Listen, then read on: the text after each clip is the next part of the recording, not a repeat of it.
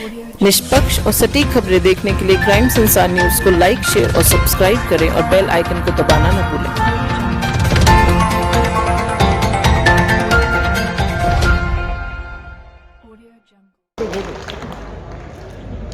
उत्तर प्रदेश के यशस्वी मुख्यमंत्री योगी आदित्यनाथ जी अंदर आ जाइए। तो नीचे रखा। मैं सभी लोगों से निवेदन करती हूँ अपने स्थान पे खड़े होकर एक बार आपकी तालीम की गड़गड़ाहट और आगे की सभा में चालना चाहिए। मैं निवेदन करती हूँ माननीय विधायक सभी उपस्थित विधायकगण के साथ स्वागत कीजिए डॉक्टर संजीव कुमार बालियान। उनका शुभारंभ हो रहा है माननीय मुख्यमंत्री श्री योगी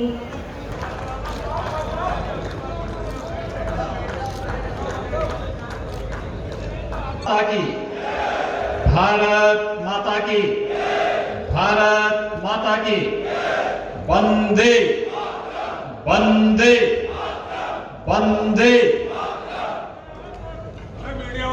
लोह पुरुष हृदय से अभिनंदन करते हुए कृषि और प्रौद्योगिकी विश्वविद्यालय के केंद्रीय पुस्तकालय भवन के लोकार्पण, कृषि संबंधी तमाम अन्य परियोजनाओं के लोकार्पण के साथ ही जनपद मेरठ की 325 करोड़ रुपए की लागत से जुड़ी हुई हमारे जनप्रतिनिधियों, माननीय सांसद, माननीय विधायकों के प्रस्तावों से संबंधित जितनी भी परियोजनाएं थी उन सब का जहां पर लोकार्पण शिलान्यास हो रहा है। पश्चिमी उत्तर प्रदेश के हमारे किसानों का बहुत अभिनंदनीय योगदान है इसमें, और इसी स्मृति में हमारी सरकार ने यहां की गंग नहर के किनारे कावड़ का एक अतिरिक्त लेन बनाने का निर्णय किया। इसमें अभी हम लोगों ने 600 करोड़ रुपए से अधिक की सहमति दी है, और इसे भी महान किसान नेता और देश के पूर्व प्रधानमंत्री चौधरी चरण सिंह जी की स्मृति को समर्पित किया है। भाइयों बहनों, पिछले 3 वर्षों के दौरान गन्ना किसानों को 1,12,000 करोड़ रुपए का गन्ना मूल्य का भुगतान प्रदेश सरकार ने करवाया। प्रधानमंत्री मोदी जी का मैं अभिनंदन करता हूं कि गन्ना किसान आने वाले समय में आश्वस्त हो सकता है कि उसके गन्ना मूल्य का पाई पाई का भुगतान होगा, कोई रोक नहीं पाएगा, क्योंकि अब तो चीनी के साथ साथ फाइन चीनी, सल्फरलेस चीनी भी बनाने की कार्रवाई प्रदेश में हमने प्रारंभ कर दी है, और साथ साथ चीनी की जितनी आवश्यकता देश और दुनिया को होगी उतनी चीनी उत्पादन करेंगे, और शेष गन्ने से इथेनॉल बना करके यहाँ के ट्रैक्टर, यहाँ के ट्रक, यहाँ के वाहन, ये सभी को इथेनॉल से चलाने की व्यवस्था करेंगे, तो हमें खाड़ी के देशों को पेट्रोल और डीजल के नाम पे पैसा नहीं देना पड़ेगा। यानी ये डीजल और पेट्रोल के नाम पे जो पैसा खाड़ी के देशों को जाता, विदेशों को जाता है, ये पैसा भी हमारे अन्नदाता किसानों के खाते में जाएगा, और इस दिशा कार्य आज प्रारंभ हो रहा है। प्रदेश के अंदर इथेनॉल के नए प्लांट लगने प्रारंभ किए। खांडसारी उद्योग में आपने देखा होगा पिछली सरकारों ने लाइसेंस देना बंद कर दिया, लेकिन सरकार आई, हम लोगों ने गन्ना मंत्री से कहा कि भाई क्या कर सकते हैं, उन्होंने कहा लाइसेंस फ्री कर देते हैं, ऑनलाइन कर देते हैं, और आज मुझे बताते हुए प्रसन्नता है 300 से अधिक खांडसारी उद्योग को लाइसेंस दे करके यहां पर व्यापक पैमाने पर फिर से पश्चिमी उत्तर प्रदेश में खांडसारी उद्योग पुनर्जीवित हो गया है, रोजगार के साथ जुड़ रहा है। उन्हें पैसा कैसे जा रहा है, उन्हें परेशानी इस बात को लेकर के है।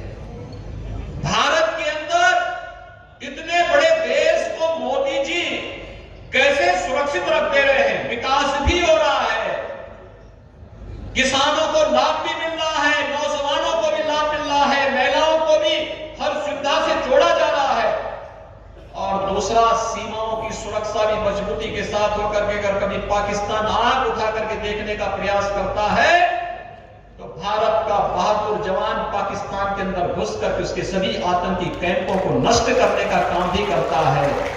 यही तो मोदी जी का कमाल है। भारत के दुश्मन तो घबरा ही रहे हैं, लेकिन भारत की प्रगति से ईर्ष्या करने वाले, विदेशी जूठन से पलने वाले लोग भी अब षड्यंत्र करने में कोई कोताही नहीं बरत रहे, क्योंकि मोदी जी ने तकनीक के साथ जोड़ने का कार्य जो देश को कर दिया, उन्हें परेशानी हो रही है। उन्हें परेशानी इस बात को हो रही है, उनकी परेशानी तब भी सामने आ रही थी जब कश्मीर में धारा 370 समाप्त कर दी गई थी, क्योंकि वो चाहते ही नहीं थे कि कश्मीर की यह समस्या का समाधान हो, क्योंकि कश्मीर की समस्या उनके चंदा उगाही का एक माध्यम था। नहीं थे कि राम जन्मभूमि की समस्या का समाधान हो, और इसलिए कुछ न कुछ ऐसा व्यवधान पैदा खड़ा करते थे कि कश्मीर में अलगाववाद पनपता रहे, अयोध्या में राम जन्मभूमि के विवाद का समाधान न होकर के एक तरफ हिंदू आस्था पर कुठाराघात करते रहे, और दूसरी तरफ एक वर्ग विशेष को उकसा करके उन्हें गलत दिशा में मोड़ देने का कार्य करते थे, और इनके चंदा उगाही का माध्यम बनता था। लेकिन मोदी जी के आने के बाद उन्होंने गांवों के विकास के लिए, गरीबों के लिए, नौजवानों के लिए, महिलाओं के लिए, समाज के विभिन्न तबकों के लिए बिना भेदभाव की योजनाएं दी, विकास की योजनाओं को मूर्त रूप देते हुए आगे बढ़ाने का कार्य किया।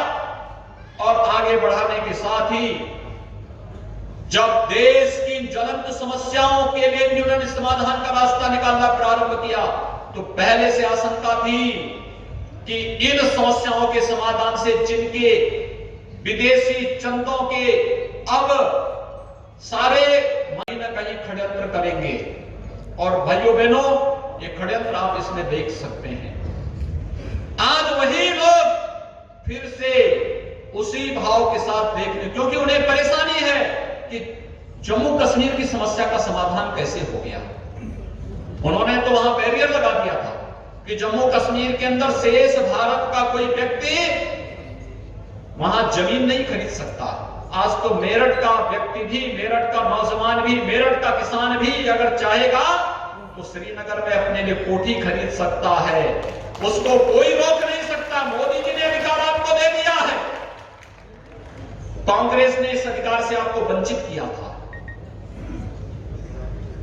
अयोध्या में राम जन्मभूमि, अयोध्या जाने से लोग परहेज करते थे। जब मैं मुख्यमंत्री बना, मैं अयोध्या गया तो मुझे पत्रकार को तो यही पूछते थे, आप कैसे आ गए? मैंने कहा भाई अयोध्या राम जन्मभूमि है, कोर्ट ने फैसला तो नहीं किया है। हमने कहा वह भी हो जाएगा, चिंता क्यों कर रहे हैं। और 5 अगस्त को तो मोदी जी ने मंदिर के निर्माण का भी शिलान्यास करके भव्य राम मंदिर निर्माण का शिलान्यास करने का कार्य भी कर दिया है। 500 वर्षों की समस्या का समाधान हुआ। ये परेशानी है लोगों, जो वामपंथी हैं, जो गरीब के चेहरे पर खुशहाली नहीं चाहते, किसान की समृद्धि नहीं चाहते, महिलाओं को विकास की मुख्य धारा के साथ नहीं जुड़ने देना चाहते, वे लोग कुछ न कुछ षड्यंत्र करते रहते हैं। और आज वही लोग षड्यंत्र करने का प्रयास किस रूप में कर रहे हैं। कृषि संबंधी सुधार के कानून पर आपने देखा होगा कितना हो गया है। मोदी जी ने यही तो कहा कि हम चाहते हैं कि भारत का किसान, अगर मेरठ का किसान चाहे, अगर उसको कोई दान 100 रुपया मेरठ में मिल रहा हो, चाहता कि नहीं मेरठ में नहीं, मुझे गाजियाबाद में 200 मिल रहा है, मैं मेरठ में अपनी फसल को बेचूंगा तो उसकी फसल पे कोई टैक्स नहीं लगेगा, उसको पूरी स्वतंत्रता मिलनी चाहिए। और यह अधिकार अपनी फसल और अपनी उपज का मालिक किसान होगा, न मंडी समिति होगी, न सरकार होगा, न कोई बिचौलिया होगा। यह अधिकार प्रधानमंत्री मोदी जी ने आपको दिया है। और कुछ लोगों को यही परेशानी है कि किसान को यह अधिकार क्यों मिल गया, किसान इस प्रकार के कार्यों के साथ कैसे जुड़ सकता है। किसान अन्नदाता है तो वह अपनी फसल और अपनी उपज का मालिक भी है, वह तय करेगा उसे अपनी फसल को कहां बेचना है। उस पे कोई टैक्स न मंडी के अंदर न मंडी के बाहर कहीं नहीं लगना चाहिए। और यही प्रधानमंत्री जी ने कहा। प्रधानमंत्री मोदी जी ने इस बात को स्पष्ट किया है कि एफपीओज का गठन करेंगे, लेकिन किसान ही होगा और मुनाफा में बराबर का हकदार भी किसान ही होगा। किसान को मुनाफे से कोई वंचित नहीं कर सकता है। उसकी आमदनी को कई गुना जब हम बढ़ाएंगे, उसके चेहरे पर खुशहाली आएगी जब उसकी समृद्धि आएगी। और ये चेहरे पर खुशहाली, ये उसकी समृद्धि भारत की समृद्धि का आधार बनेगा। याद करिए 2014 में ही प्रधानमंत्री मोदी जी ने कहा था 2022 तक किसानों की आमदनी दुगनी होनी चाहिए।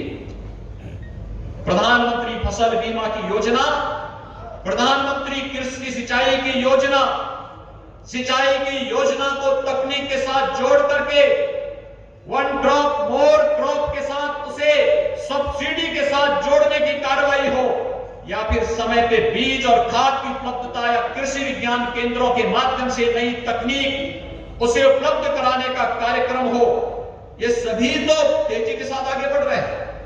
विपक्ष को तो तब भी परेशानी थी जब प्रधानमंत्री मोदी जी ने किसानों के लिए प्रधानमंत्री किसान सम्मान निधि का लाभ दिया। उनको परेशानी इस बात को लेकर के किसान को लाभ कैसे मिल जा रहा है। तो नई शर्त क्या जोड़ दी है? जो भारत के टुकड़े टुकड़े करने के लिए नारेबाजी करते थे, आज उनके द्वारा कहा जा रहा है कि उनको जब पुलिस ने एफआईआर दर्ज करके जेल के अंदर बंद किया तो कहा जा रहा है कि उनको पहले छोड़ो। यानी जो भारत विरोधी गतिविधियों में लिप्त हैं, एकता और अखंडता को नुकसान पहुंचाने के आदी हैं, जगह जगह दंगा भड़काने में जिन लोगों के षड्यंत्र सामने आए हैं, आज उनकी पैरवी हो रही है। किसानों के कंधों में बंदूक रख करके भारत की एकता और अखंडता को चुनौती दी जा रही है। किसानों के कंधों पर, किसान भाइयों के कंधे पर बंदूक रख करके देश की सुरक्षा में सेंध लगाने का कार्य किया जा रहा है। ये स्वीकार्य नहीं हो सकता है। और इसीलिए भाइयों बहनों, भारत का अन्नदाता किसान सम और विषम दोनों परिस्थितियों में सदैव भारत की एकता और अखंडता के साथ खड़ा रहा है। उसके लिए भारत माता की रक्षा करना और भारत माता के लिए सब कुछ समर्पित करना, उसके लिए यही शिरोधार्य है और वह निरंतर इसके लिए कार्य किया है। और मैं आप सबका आह्वान करूंगा, हमें देश के खिलाफ होने वाले किसी भी षड्यंत्र का मुंहतोड़ जवाब देने के लिए तैयार होना होगा।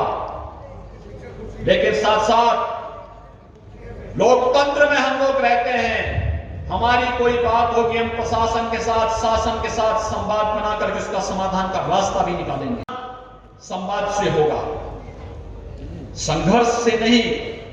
और समाधान के उस रास्ते के लिए ही किसान भाइयों को आगे आना पड़ेगा। बढ़ाएंगे भाइयों बहनों, मैं आज के इस अवसर पर यहां पर कृषि संबंधी केंद्र और प्रदेश सरकार के अनेक योजनाओं का लाभ किसान बंधुओं को मिल रहा है।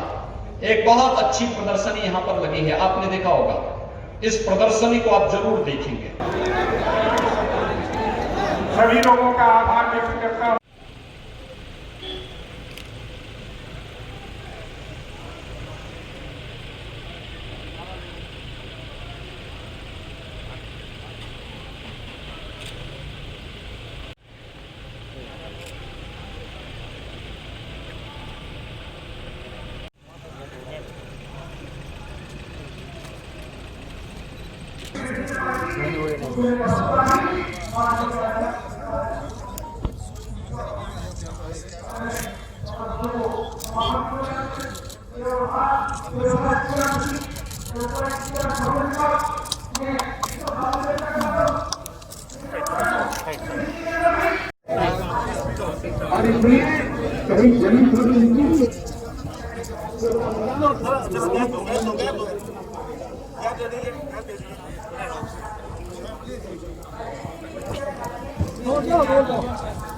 चलो चलो ना भाई साहब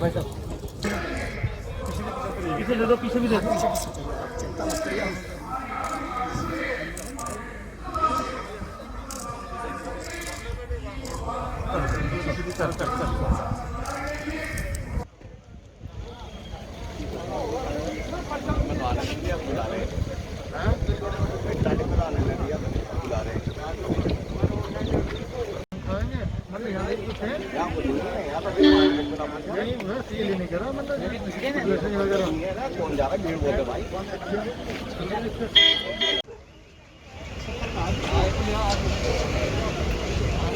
भाई